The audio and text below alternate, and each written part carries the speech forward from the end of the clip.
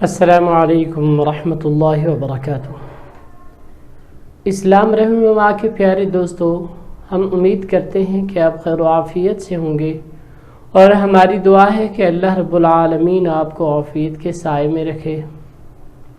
پیارے دوستو اور معزز خواتین و حضرات، آج کا جو وظیفہ ہم آپ کو بتا رہے ہیں، یہ وظیفہ ہر نیک مقاصد کے لیے ہے، اور قرآن کریم انسان کی رہنمائی کے لیے اترا ہے۔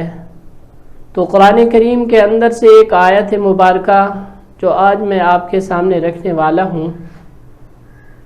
سب سے پہلے گزارش ہے کہ آپ لوگ اگر ہمارے چینل پر نئے آئے ہیں تو ہمارے چینل کو سبسکرائب کیجئے اور ساتھ لگے بیل کے آئیکن کو پریس کریں تاکہ تمام آنے والی اپڈیٹس آپ کو بر وقت مل سکیں۔ پیارے دوستو اور معزز خواتین و حضرات، میں آج آپ کو جو وظیفہ بتانے والا ہوں، یہ ہر نیک مقصد سے مراد یہ کہ اگر آپ امتحان دینے کے لیے، پیپر دینے کے لیے جا رہے ہیں تو یہ آپ 7 مرتبہ پڑھ کر دم کریں گے، اپنے اوپر پھونک ماریں گے تو انشاءاللہ العزیز اللہ تبارک و تعالی آپ کی محنت کو ضائع نہیں کریں گے۔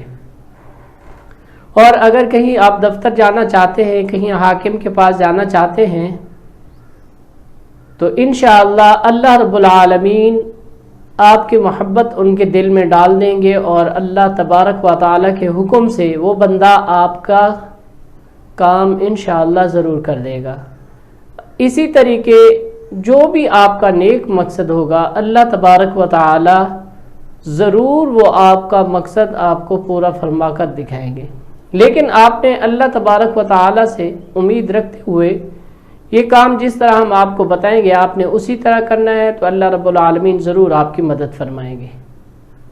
الغرض کے ہر مقصد کے لیے، ہر نیک مقصد کے لیے یہ وظیفہ مجرب ہے۔ تو پیارے دوستو، یہ سورہ توبہ کی آیت نمبر 16-17 ہے، پارہ نمبر 10 ہے۔ ان اللہ لہ ملک السماوات والارض یحیی ویمیت وما لکم من دون اللہ من ولی ولا نصیر۔ اول و آخر 3 مرتبہ درود پاک نماز والا آپ نے پڑھنا ہے، اور 7 مرتبہ یہ سورت پڑھنی ہے۔ یہ عمل آپ نے 7 دن تک کرنا ہے۔ اس کے بعد جہاں جس مقصد کے لیے جائیں گے، پڑھ کر اللہ تبارک و تعالی آپ کا مقصد پورا فرما دیں گے۔ ٹھیک ہے؟ تو امید کرتا ہوں کہ آپ اس پر عمل کریں گے۔ اللہ رب العالمین آپ کی نیک تمنائیں، نیک خواہشات پوری فرمائیں گے۔ انشاءاللہ ملتے ہیں نیکسٹ ویڈیو میں نیو وظیفے کے ساتھ۔ تب تک کے لیے اجازت چاہوں گا۔ اللہ حافظ۔ السلام